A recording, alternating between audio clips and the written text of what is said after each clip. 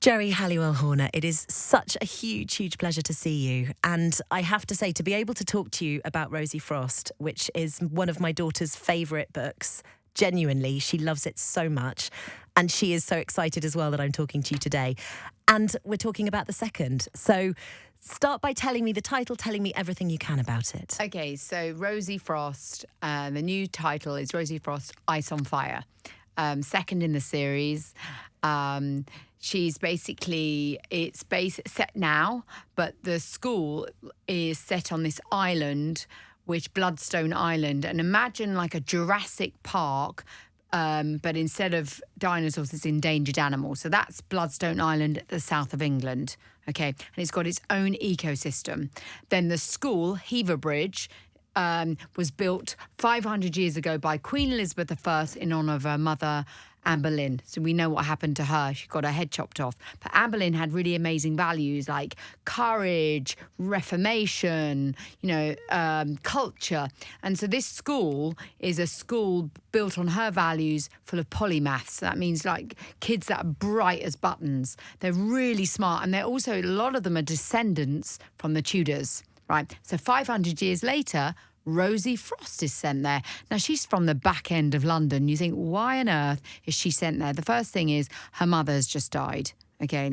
And then she doesn't know who her father is. She's sent there. In the first book, she goes through the Falcon Queen Games. She gets visited by the ghost of Queen Anne Boleyn, who gives her a rule book and gives her the courage she never knew she had. And there's a series of friends. And then it's, okay, so at the end of book one, she finds out that her mother was murdered, right?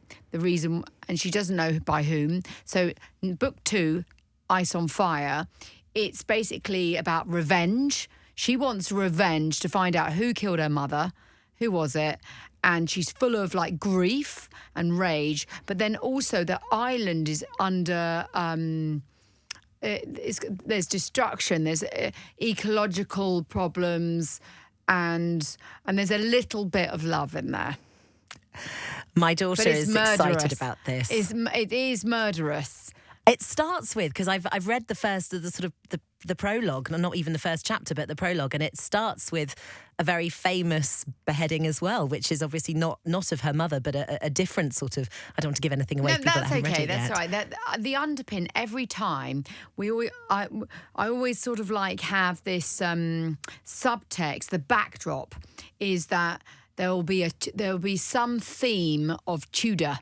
Okay, so we lean into the story just gently, because remember it's set in the modern time, but this one is about the Queen of 9 Days. Okay, so Lady Jane Grey, and she was from the Seymours. Okay, because they're all like just positioning. It's horrible what happened in those times. For those that don't know, they were always pushing young women, to get on the throne for power. But actually, sometimes they were just pawns in someone else's game. And so poor Lady Jane Grey, there was the two oppositions, the Catholics and the Protestants. She got pushed onto the throne by her cousin at the time, and then suddenly there was a upsurge, a rising of all the Catholics, said, no, we want Mary. So suddenly she got her head chopped off. I've sort of said it in a very short, but anyway, you saw in the story, you find out a little bit of leaning into it. It's the backdrop of the story. The main story is in the present tense, murder, and there's murders going on, and she's trying to find out who did it and what's going on, and there's a little bit of love. But it foregrounds violence straight away. And I always think... Violence straight away. Violence straight away. Violence against women straight away. But I always think that there's a sort of impression that children... It should be more sanitised. Children can't take that. No, they love it. They're bloodthirsty creatures. Bloodthirsty. I mean, the opening scene. Okay, this is quite interesting. Okay, so basically the island. Okay, so you've got Heaverbridge School, but the other side of the island is the Imperium Council. Okay, Imperium Palace, and they do a lot of science. It's like real science and nature. And you have this CEO of the island and Ludo Vance, and they really like push technology and scientific advancement. Anyway, what they've been doing is taking DNA and bringing back animals from the dead. And one of them, which is a direwolf. And the opening scene is this massive mutant direwolf chasing Rosie Frost. She's like running down the mountain. And the strange thing is, okay, so you got this going on. Now, present day, okay, so I made that up, right? I thought, well, that sounds interesting when I was just doing a bit of history.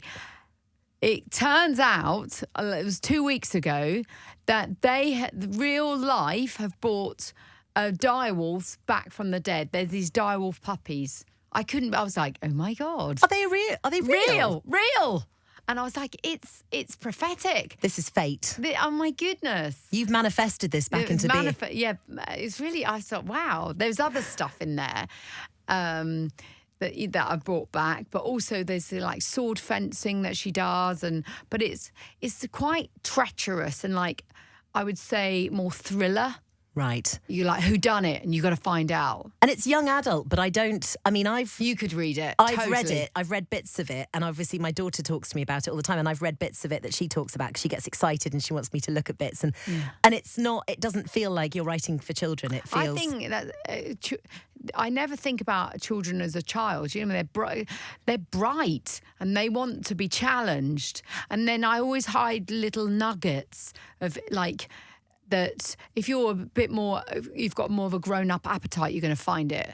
If you're a bit nerdy, you're going to find it in there, which I'm a bit of a nerd for facts. I wanted to talk to you about this because I was reading that you did an incredible amount of research for this, not limited to... You did some fencing and was it physics you did some, like... Oh my God. Okay, so I wouldn't say it's my forte. I would say, like, I'm more into, at school, I went on to do English literature. Yeah. You know, that was probably my leaning into that, the humanities, I would say, right? And when it came to, like, physics and science, I was all right at human biology, but with the physics, I don't know if it was teachers, but I was a bit like, what? And anyway, so I thought, no, I really want to put it in there legitimately. Everything in the book is legitimate and truthful, authentic, but with the volume turned up, let's say. So I always do a little bit of research. So I started interviewing different scientists. Oh my God. I'd go, can you say that again, please? Can you say that again? Like black holes, because there is a black hole theme. What the guy is doing, Ludo Vance, he's doing fusion energy, which is, you know, we're always trying to find clean energy, which is true, and he's doing fusion energy, and that's atomic, but it's creating black holes. So I did some research on black holes, and I was like, it was quite challenging. But I did speak to Brian Cox, who is amazing. Did you? Yeah, he's amazing. Would you just message him and say, can I have a chat about black holes? I always think you can reach anyone, like, probably in 3 calls. Yeah. They say 6, I say 3. I feel like you're pretty well connected. Yeah, probably in 3 I can do it. And what did he say? He was amazing. I had lunch with him and I had my little notebook and it was really cute because... Obviously, he's been on that same trajectory that he has a music background. I always forget that. Yeah. I always forget that. Things can only get better. Yeah. That's him. And so he was very embracing and, you know, that we can all pivot and do different things. So God, that's brilliant. But I was like a little school kid there with my little notebook going, so can you say that again? Talk me through black holes, Brian. That's incredible. Yeah. And the fencing. Yes, I did. And that again, so there is a little bit of fencing in there. And I thought, well, if I'm going to, you know, write this authentically, I just want to know how it feels. So I did a fencing lesson. Oh my God, it's quite hard work. It looks really difficult. It is. But you literally did that just because you wanted to know how it felt to hold a sword, so you could write that for her. The terminology of what they say, parry, and like, it is like, I would say it is quite challenging physically. This is amazing. These books are such labours of love for you, you can tell. I mean, how long does it take you from the first thought? I know, because I know you've got one more to write, haven't you? It's a trilogy. So how long does the whole process take? Well, the first one took longer because it was like jumping out of an aeroplane and learning to fly on your way down. Yeah. So that was like 7 years. And then number 2 is like 18 months too. And have you already started on Yeah, I've already started this number 3. And it's sort of prepare. You know, now more about structure. Gosh. So before you even get to the page, you sort of know where you're going and what's going to happen. Who's the first person that gets to read it after you? That's so interesting. Do you know, I'll pick your daughter to read it. Oh my God. I always like giving it to who it's meant for originally. You know, that sort of, it's meant for everyone, but, you know, they're going to, someone that's going to be honest and just give me genuine feedback. Yeah. And do you sort of make dramatic changes once you've... No, do you stay true to the vision most of the time? But I'd like to speak to your daughter and say, okay, after book 2 and say, right, what did you think? I don't want to ruin it for the readers, but there's some real shockers in there that you go, what? Purposely, because I'm a reader and I want to be like page turn, and also to give you that. So, like, what does she think? And then I just get a sense of... Geri, she will die of excitement. Absolutely. I have to ask you, just finally, film adaptation / TV adaptation, because she is dying to see this. Please tell me it's in the works or that it might happen. It is in the works. Oh my God. Yeah, I am very excited to, you know, come back to give you, you know, the actual news of what it is. But it's very exciting. It is. But we will see Rosie on screen at some point. Yes, you will. Amazing. Well, thank you so much. It was such a pleasure to talk to you. Thank you so much, and much love to all the family.